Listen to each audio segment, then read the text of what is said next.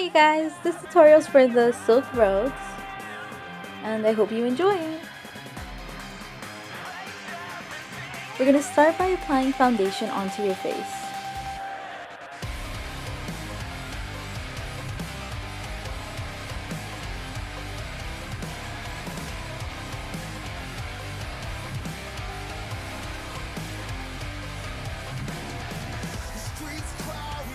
Now take the gray eyeshadow and make sure to apply it onto your inner eyelid and close to the middle of it.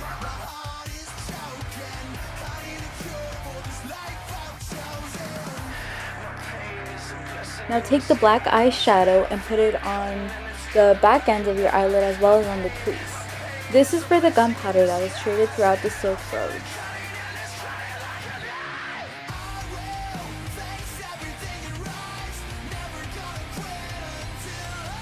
Take a Q-tip if you need to clean up any excess eyeshadow that may have fallen along the way.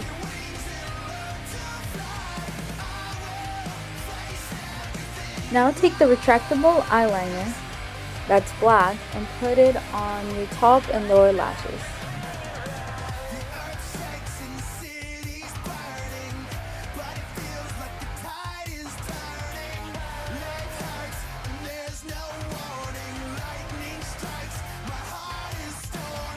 I'm taking an eyelash curler to curl up my eyelashes because my eyelashes naturally go down, and when I put on false eyelashes, I need them to go up.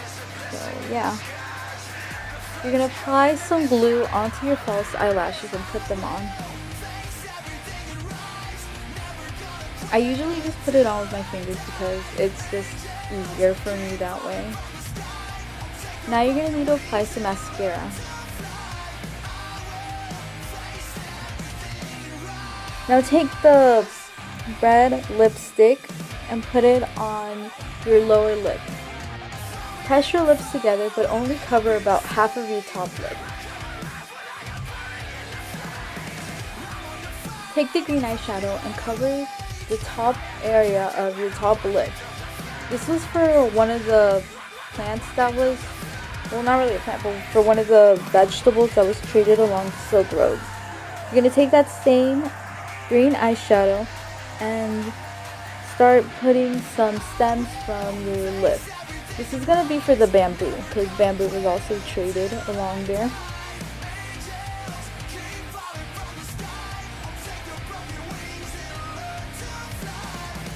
Now take this light green and start putting some lines across the dark green line to add more detail into the bamboo. You can also use the same eyeshadow to make any leaves that you would want to add to the bamboo. The Q-tip is there to clean up any excess eyeshadow. Now you're going to take your black pencil and you're going to trace along where you have drawn. This is just going to make it easier to see the actual bamboo as well as the details that you put.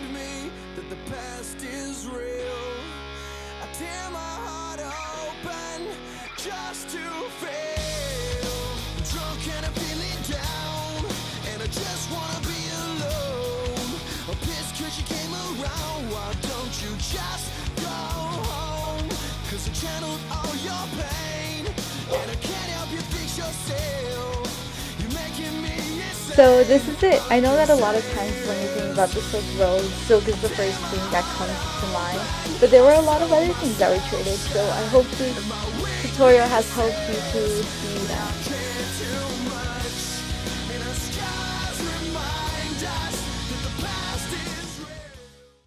Hi there, so guess what we're talking about today? The Silk Roads. I know it's obviously have to be your favorite. Why? Because it's so easy to describe, you know? What traveled through the Silk Roads? Maybe silk? Obviously it was silk, but it was so much more than silk that traveled through it. This trade route was from 200 BCE to 300 CE, and there was a lot going on. As you could tell from the makeup tutorial, it wasn't just silk. It was also coal, like the black eyeshadow, bamboo, like the lip drawing, as well as like mirrors, you know. Obviously silk, paper, chrysanthemums. I thought this looked pretty similar to the flowers. So. Also swords.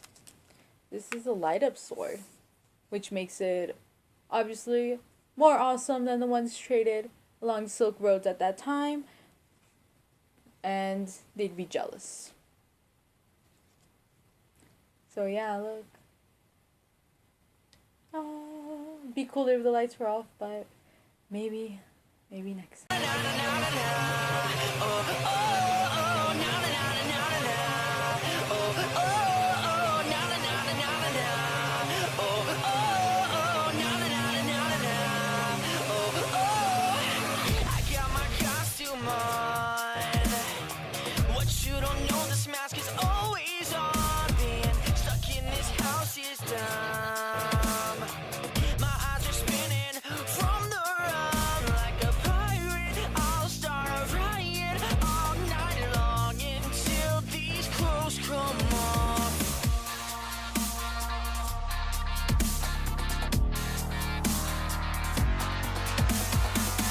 Got a reason to dance. And a fire underneath your feet. Got a reason to dance. Also, perfumes were traded along the Silk Road, as you could tell. And fur was also traded throughout the Silk Road. And if you're wondering why I have this fur, one year my younger sister wanted to go as Dr. Seuss for Dr. Seuss Day, and we needed to make her a tail. And this is where it came from. So basically these roads traveled from the under part of Turkey all the way to China, and that's pretty big. Well, technically long. And it wasn't just one road, there was a lot of roads that were connected together. And there wasn't ever a person that traveled the whole length of the roads. They would go from parts. And eventually goods got from all the way from Turkey to China. That's just how it worked. It was a network of trade routes.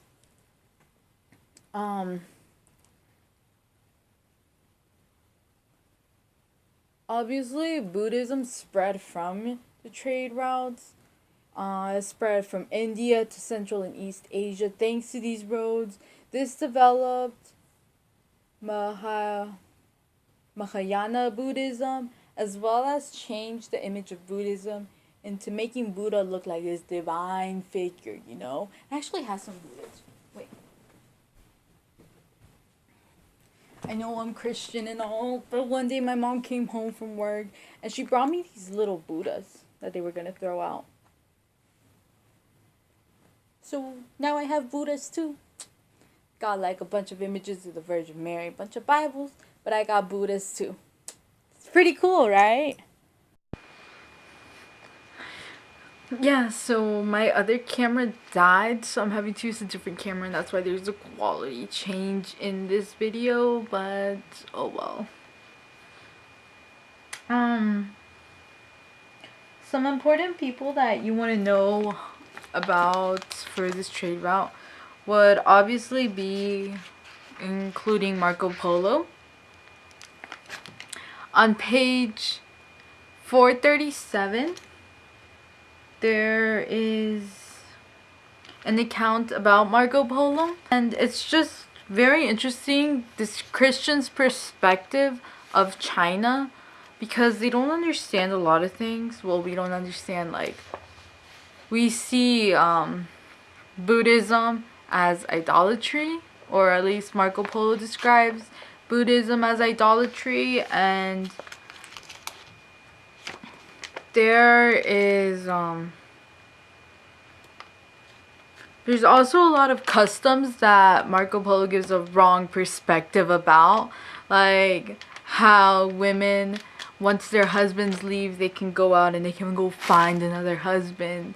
And the thing with that is that yes, they can, but it's a temporary situation, and when their husbands return, it comes back. So it's important to recognize that these wives from these old husbands, when they find a new partner, they don't tend to have a lot of sex. Okay? It's just that they're finding a man to provide them with basic necessities like food and shelter and safety. That's about it. There's also another description later on page 440 where he talks about how men, when they got guests and when they would bring them home, they would offer their wives to them and they would leave, and then those wives could basically provide the guest with any sexual pleasures that the guest would want. And while this may be true for some, let's not get the impression that all Chinese women were out there going, yeah, I'll go sleep with the first stranger my husband brings, because that's completely logical, right? Obviously, it wasn't a very clear, a very accurate description of Chinese women mentality, you know? It's just that it's a very misleading image, and that's obviously not good. Also, if you look in Ways of the World by Robert Strayer, there are some readings that talk about Zhao Zhang, and I'm so sorry for mispronouncing that, but I can't help it. And it's basically this it's this Buddhist monk that's traveling to India, and he's trying to recollect all of these very important sacred texts from Buddha and his depiction of India description. He gives a lot of descriptions about like how the villages are, how they practice Buddhism, manners and justice, on the caste that they have in the marriages, and yeah. And then if you look into your Bentley book, I don't know the exact page number, but there's a mention of this guy who is named, there's a mention of this Italian guy, I believe. I think he's Italian. And his name is Francesco Balducci Pogolati. Francesco Balducci Bogolati. Or Pogolati. Yeah, probably it. And basically it's this Italian guy. I think he's Italian. And he gets a lot of articles of different people that have traveled, and he compiles them up into this giant book, like a database is how I picture it. And it's this guy who's writing about like when you're traveling the Silk Roads, what do you need to buy, what do you need to take, and what can you not take and it won't hurt you, because the roads are so safe. You don't need to purchase a bunch of things like you don't need to purchase a bunch of men. You just need to get like one travel guide, and it's all good because Mongols do a good job at keeping them safe. So that book becomes very useful for a lot of future travelers, and a lot of merchants end up carrying that book around, you know. It's like their own little travel guide. So thank you, Francisco. Or not really thank you. You didn't do much for me. But thanks from the dead merchants. They were really gratified by your book. And so yeah, that's those are some important people that you need to know for this trade route. And until next time, stay delicious, my nerd toppings.